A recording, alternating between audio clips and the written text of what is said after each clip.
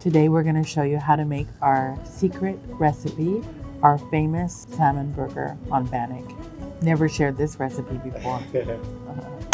Hi, my name is Inez Cook, and I'm the co-founder of Salmon and Bannock Bistro. We're the only Indigenous restaurant in Vancouver.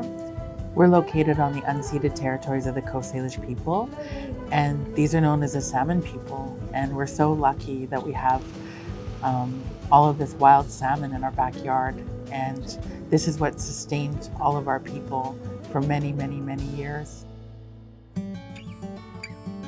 Bannock is interesting because I believe every culture had some form of bread that they would make, and ours is a very simple recipe.